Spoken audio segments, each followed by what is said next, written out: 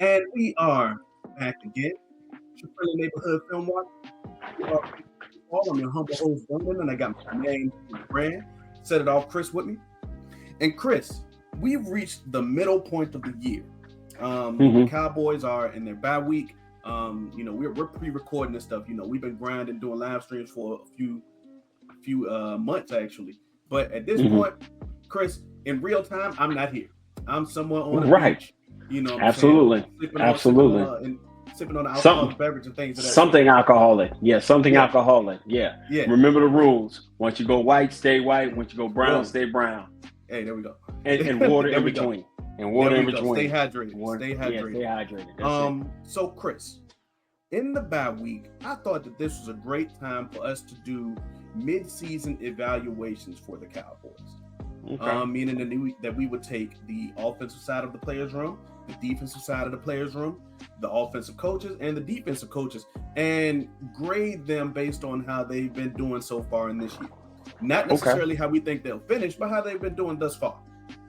Okay. All right. So we're good. Well, man, before we do anything though, let's just give a shout out, man. Yeah, let's give a shout out to Marshawn Nealon and his family, man. Devastating that anybody would pass away, but a young man so young with so much talent, so much potential. Didn't hear anything negative or bad about him the whole time, man. And kind of threw us because we were supposed to do this yesterday. We were supposed to do this on Thursday, and it's still kind of weighing heavy on my heart, my mind to get focused on this because we're out here critiquing people about a kid's game, And my son say this all the time. He said, I don't get mad with people because they ain't never know what it feels like to run full speed to save your life. And you never been able to do that. And if you did that for real life, you would think of things differently. But man, for this young man to lose his life, it's just been really something I've been wrapping my head around. But we must do what we do. So let's rock it out, man. Prayers to his family, man. And for anybody dealing with anything, man, friend, ask for help and don't drown by yourself because there's definitely someone out there to help you. So let's crack it. Let's do what we do, bro. Let's do what we do. All right. So, like I was saying, Chris, and once again, I also want to say, that I give my condolences to Marshawn Nealon's family, and his friends that have survived him. And if you ever need to speak to somebody, man, don't forget to dial 998. That's that prevention hotline, and use the assets that you have available to you for real. That's it. So Chris, offensive players. We're gonna do offensive players first out the gate, right? Mm-hmm. So I feel like it's best to start with the easiest room. That's your quarterback room. Throughout the 9 games that the Cowboys have played so far, Chris, what would you grade the Cowboys quarterback room? And before you answer, I'm gonna say we're doing this like a performance evaluation, right? If anybody's had a professional job, you're gonna know that you have 5 scales. In this case, we're going to simplify it to A, B, C, D, and F. You have C in the middle, which is meeting expectations. B is slightly exceeding. A is greatly exceeding. And then on the opposite end, you got D, slightly missing, and F, greatly missing, right? Right. Because you can kind of get caught up in all of the, not you specifically, but you, the general people, can get caught up. Oh, I don't want to grade him a B, so let's give him a B plus. I don't want to give him a C, so let's give him a B minus. I want to keep it simple. You feel me? Okay. So how would you grade your quarterback room through the first 9 weeks of the season, Chris? First 9 weeks of the season, you kind of made it kind of hard because you said you wouldn't want to give him a certain grade, but honestly, coming into the season, you had a lot of doubt how Rain was going to perform coming off injury. He's older. How would he do? Me, as always, I love Rain Dakota Prescott, and I always think if he's healthy and he's upright, he's worth 5 games. And I had said on our platform several times that he will return back to his MVP status. So for these first 9 games, he's had a couple of games where, the last 2 I kind of put in flux. The last 2 weren't his best performances. The game we lost to Carolina, I definitely thought he performed well enough. I just needed my defense to make a stop. The game in Chicago, I think that was our first glimpse of how bad or how woeful our defense was. So I would have to say Rain is giving me an A thus far throughout the season. He's giving me an A. He's giving me what I expected and then some. And he still was moving at an arc where he's performing at an MVP level. It's kind of hard because they base the MVP on the amount of games the team wins, not based on the statistics. But the way Rain is going right now, he's on pace for 5,000 yards. And I don't know how good that is because the last guy that did 5,000 yards, Joe Burrow, he had a losing season. So, but what I expect from my quarterback room, from Rain Dakota Prescott to that guy, Joe Milton, man, even in a loss, man, Joe Milton shows a heck of a deep ball, don't he? Yeah, he throws a pretty. Did you see him do that backflip in the pregame? I mean, Joe Milton, he's always a sight, man. He always gives you to the point you're excited to see Joe Milton. Even if it's just a random compliment. It's just random. So I get the quarterback room is giving an A. What did you give him, buddy? I agree with an A, 100%. I think that Dak has to be perfect, right? In order for the team to be competitive. And with all of that on his shoulders, he's only really faltered and the wheels fell off twice. And half of the time it wasn't even a total failure. But Dak has done above and beyond his part on this offense. I think that he's shown a lot of the traits of your savvy veterans. His mental understanding of the game is off the charts at this point in his career.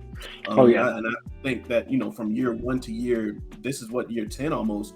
Year 9 healthy, year 10 in the league. Man, he's shown astronomical growth every single year, and it's like it all came together this year. Sucks that the full team hasn't been able to be together, right? Have that amount of wins, but when it comes from the view of play, man, it's not many quarterbacks in this league that are playing better than Dak Prescott right now. Yeah, he's on his I'm a big movie guy. He's on his Last Dragon Bruce Leroy movie right now. I can't teach him no more. He got the glow. He got the glow. He's the master, bro. He's the absolute master, and ain't nothing he hasn't seen. Doesn't seem to get rattled. He's able to see it as long as he can get protection and do it. Very few times does he throw it in harm's way. And then, but there are those times where he tries to become the man of steel, man, and throw his cape on, and then that's to his detriment. So just wanting him to be able to be composed, stay within himself, let it continue to flow around him, and he should be fine. He should be fine. But I give it an A. So if you had to go to your next biggest room for me, man, I want to go to your running back room. What'd you give the running back room? I want to give the running back room a B, Chris, because Javonte Williams is balling out of control this year. I think he's like 3rd or 4th in the league in rushing. Javonte Williams is winning to block with intensity, with ferocity, and he's also pretty good at, well, not even pretty good. He's amazing at getting yards after contact. He does it all. But we're talking about the room, not the player, right? There you go. And so then you had to look at how Miles Sanders was performing when he was healthy, with the yards that would come back and things like that. Looking at Jadon Blue, who can't seem to catch on. I think that I don't know what it is with Jadon Blue, honestly. So when you look at the room, I have to give that a C. Okay. I was glad you were gonna go there, because yes, you go into, and you said everything is right. I think we came into the room trying to figure out who was going to be that combination. Was it going to be Sanders? It was going to be Sanders and Williams. And at first they started with that, and right in the first game of the season, we were like, yeah, we don't like that. We don't like that combination. But we were all hoping that Jadon Blue were going to be that young pup. They're like, hey, he shows something. He's a 5th rounder. He shows us something. And we kept going weeks and weeks and weeks. I think we're 9 games. I think he's dressed 3 of those weeks out of those 9. So that's very discouraging and disheartening. And then you turn around, Phil Maffa, who we felt would be an additional power back, and see what he had. He hasn't shown us anything because he hasn't been healthy. So whereas you give Jadon Blue, not Jadon Blue, but Javonte Williams coming in and exceeding expectations by leaps and bounds. The rest of the room drags him down. And even though he's had a stellar performance, I want to give the running back room a D. because because I only have one bright spot. And if he falls off, I throw everything back on Rain. So I'm really to the point, it's really at a D for me, because the fullness of that room hasn't shown me the promise of what it can be going on later on in the season. So I'm sitting here with bated breath, hoping nothing happens to Javonte Williams. Hope he doesn't mess around and, slip on a banana peel somewhere or have an accident somewhere. I just don't want anything to happen, because if he goes down, who do I turn to? Who do I? I'm like the music group Escape. Who do I run to? Who do I run to? You know what I'm saying? I'm in a terrible situation, so I'm gonna definitely say I'm gonna give it a D right now. Javonte's already seen a heavy workload. He's had 139 carries. That's not even including just snaps when he's just hanging back and blocking and things like that. You get a lot of wear and tear on your body, and he's already a after contact runner for us. So So you're looking at two. To spell him. Right. So he's on pace for 280, 300 carries. You know what I'm saying? That is crazy. That's a high workload for anybody. So that's a lot of work. So I'm definitely looking for finding somebody to step up and help. And then at the end of the year, when we do our season end review, we can turn around and say, okay, we gave them this. And as we saw the season progress, we got this that we're hoping that happens. Or if Javonte kicks it into another gear, he may be able to pull up the average of the room. Yeah. Chris, let me ask you this. Do you think that they're shelving Phil Maffa for the year? Right now, I wouldn't think it would be wise. I mean, you've already put Miles Sanders on IR. He's already gone. And you haven't given any carries at all to Hunter Lipke. So I need to figure out what you're going to do with him. So I think Phil Maffa he's part of this reinforcement that's going to be coming back. And we'll be talking about that next week.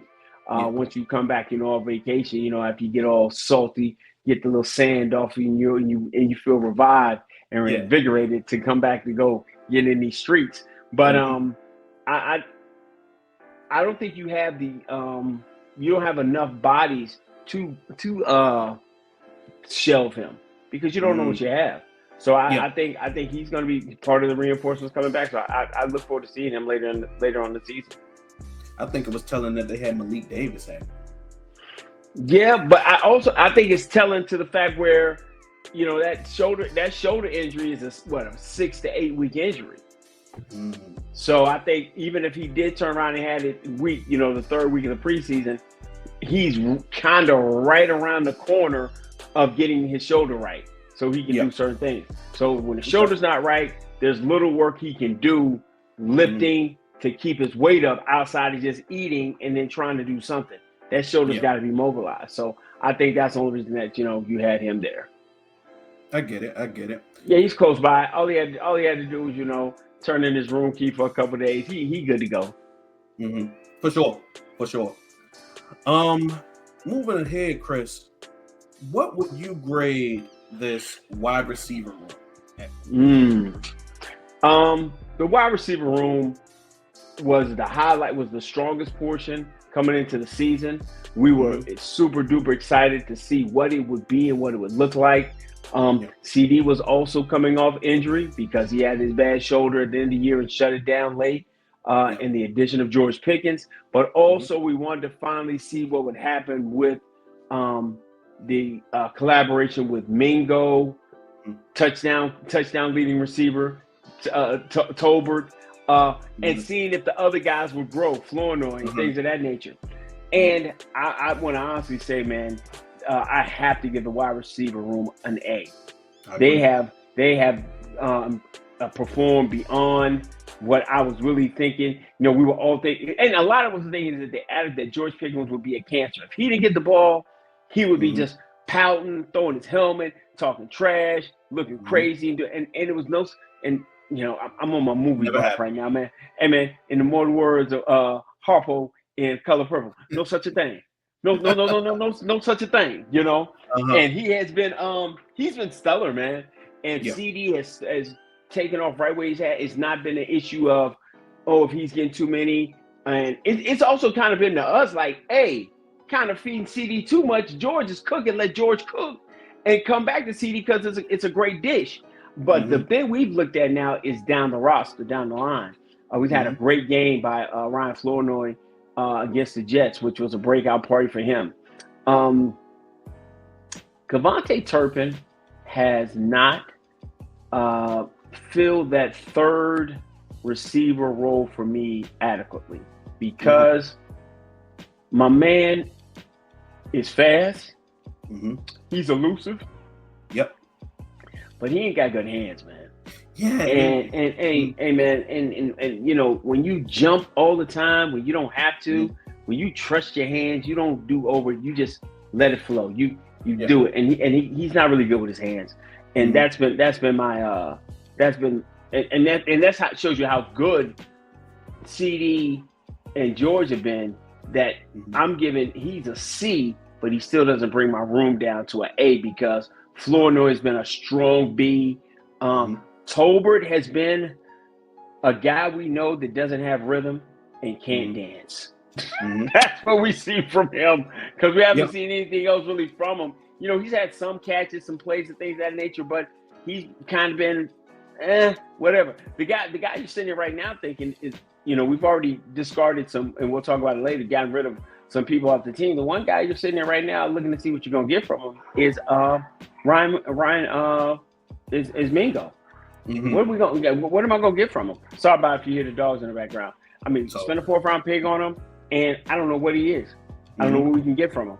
And I don't even know if he's worth us having him on the roster. So that's another thing that bothers me a lot. So, but overall, I give it an A. What you think, my friend? I agree. Man, having 2 number 1 receivers, CD and George Pickens, man, you don't even have to explain them. George Pickens put on display that he can be that number 1 guy, especially when you give him the best quarterback of his collegiate or pro career. Yes, sir. Say that again. Say that again. Of his collegiate and pro, and best quarterback to ever throw in the football. Absolutely. So he's proven that he can carry the load without CD there. CD missed 4 games, didn't stop a thing. No drop off. CD is CD. You know, he's been that guy for years, right? And then like you said, Ryan Flournoy, having his debut, you know, excellent piece, right? Even Jalen Tolbert saved some games. Jalen Tolbert saved the Green Bay game. Yeah. He saved the game. He had a couple of other really good catches on the sideline as well. He's been like your tiptoe guy, your toe drag guy. Gotcha. And I think that he's filled the space there. Like you said, I want to see more from KaVontae Turpin because the job is only going to get harder to maintain as more guys come in. And I'm not just talking about this season. You know what I'm saying? He has to prove it, right? He has to prove that he can't just be a return guy. You know? Gotcha. Yeah. That's true.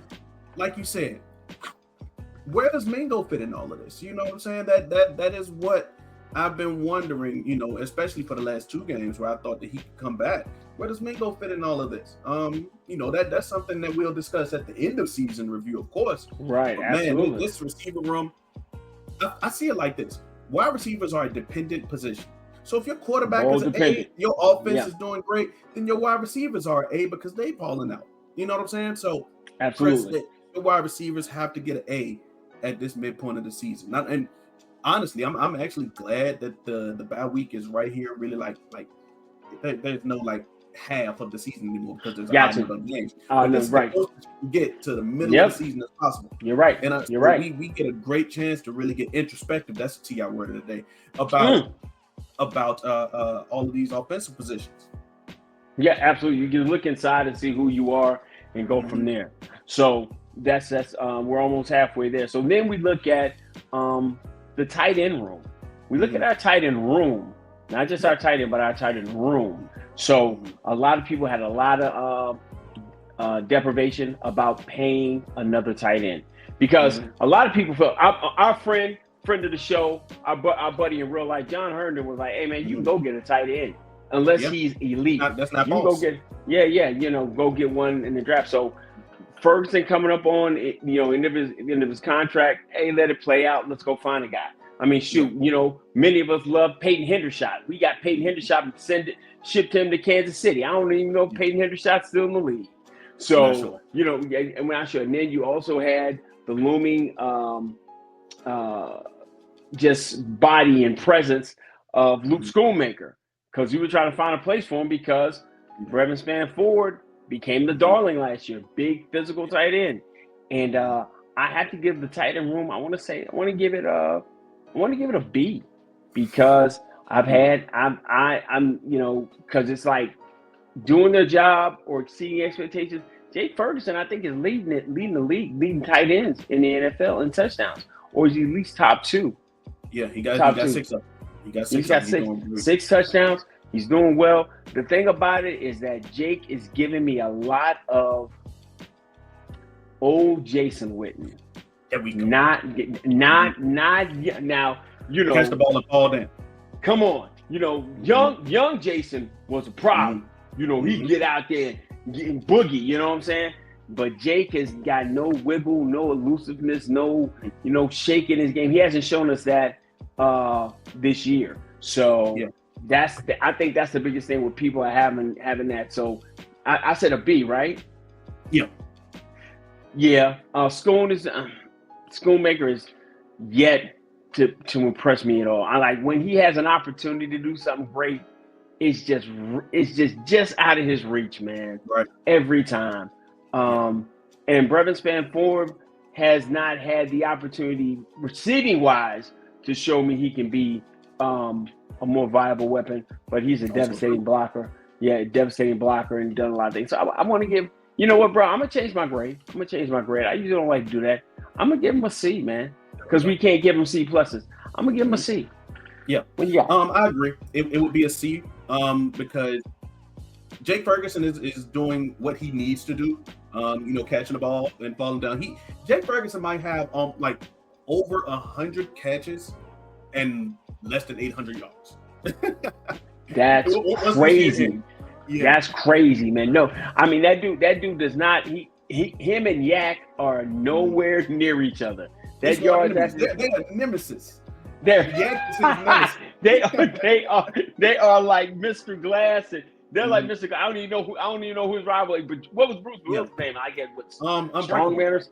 Yeah, there you go. Unbreakable and Mr. Glass, man. Yeah. Him and yards after catch are not friends, bro, at all. Mm-hmm. Yeah, I agree. So I agree. Yeah. But the reason that I can't give him a B is because your guys behind him either A, haven't gotten an opportunity, or B, aren't doing well with their opportunities. That's what we would see with Brevin and Luke.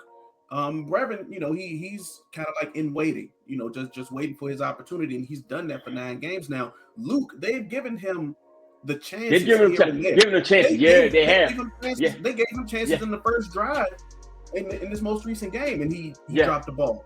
So, dude, I'm telling you, man. It's like he's right there. Like, move, boot. Let's get it out to him. Nah, I don't want to do that. Yeah. So absolutely. You're right. You're absolutely right. Yep.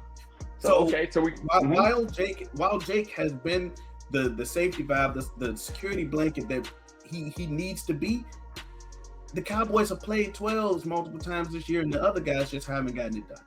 Or in Brevin's case, haven't really gotten on the field enough to really evaluate fairly. Right. So I contemplated giving them a D. I did. But I do think that Jake is doing exactly what is needed of him. Okay.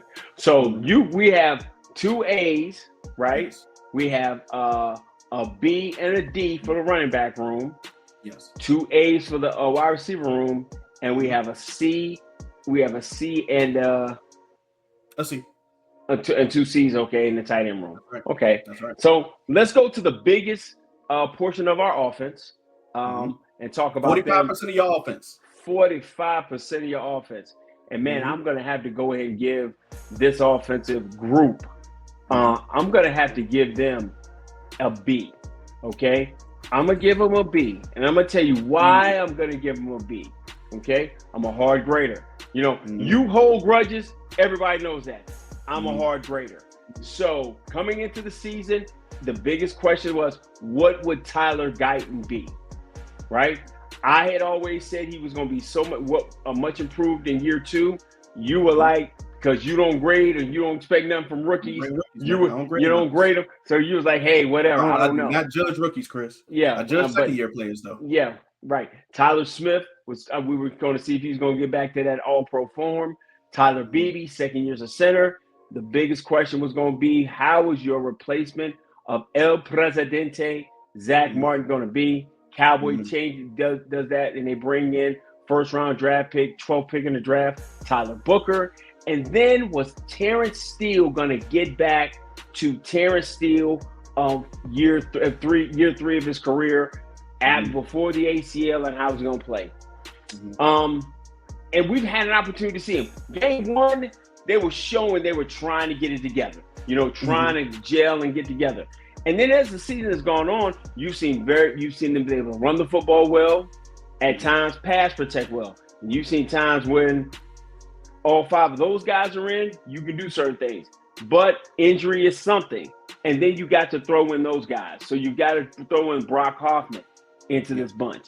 You have to throw Nate Thomas in this bunch and TJ Bass, which brings your grade down, right? Yeah. It's that student participation. Like, you can have four superstars, but you got that one dude over there that play with glue all the time and don't get, he don't participate as well, and it kind of hurts. So I'm going to have to give this offensive line, from what we were expecting, being worried about certain things, I want to give them a B.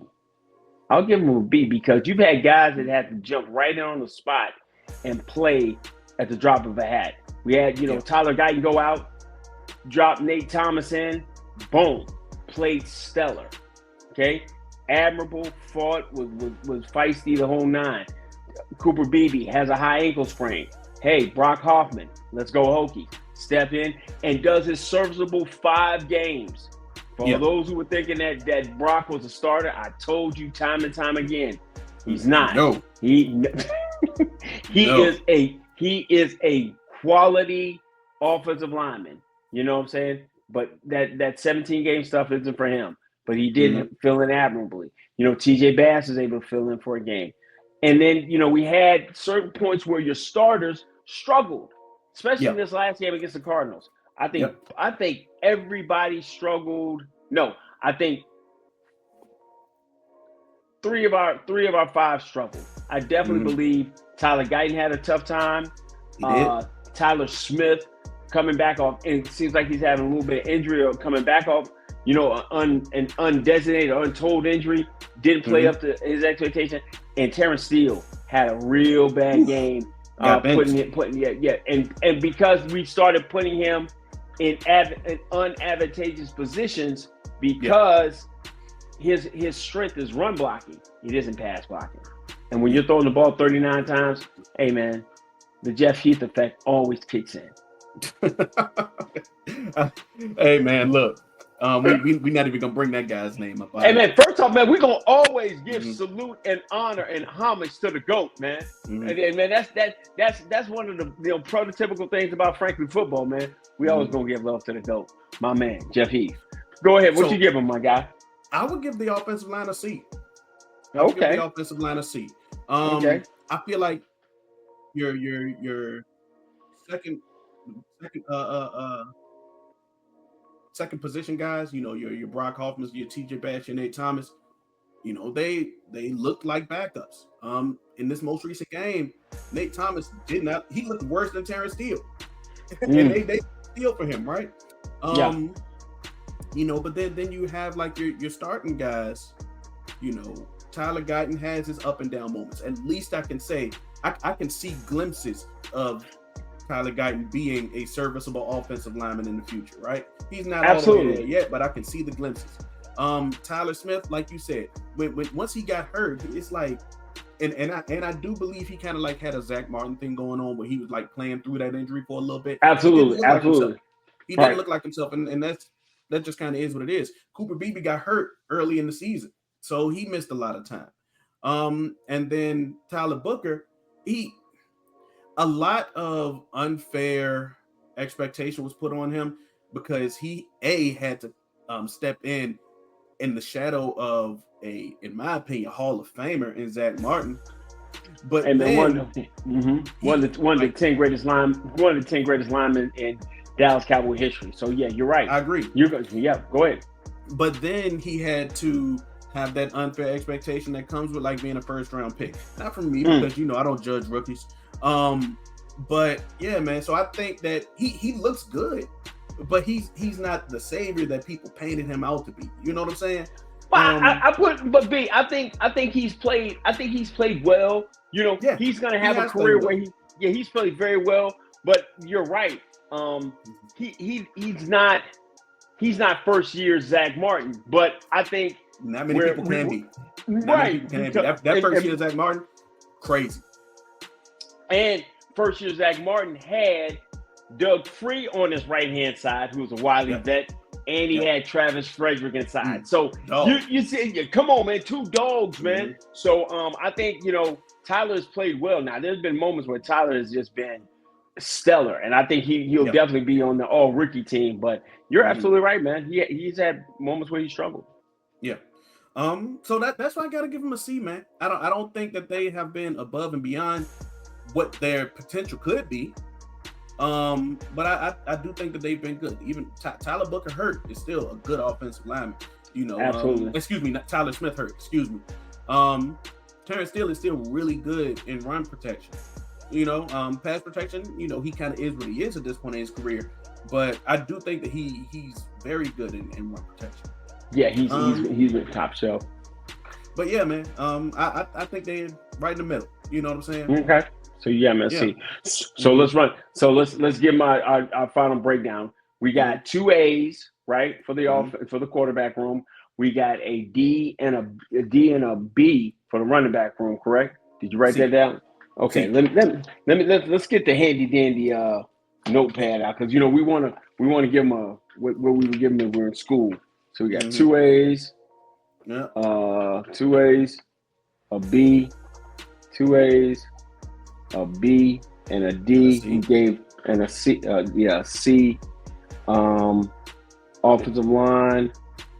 I gave the you gave the running back room a B. I gave him a D. Okay. I gave him a D. The wide receiver room we got 2 A's. 2 A's. And then tight end room we got a C and we got 2 C's. Yes.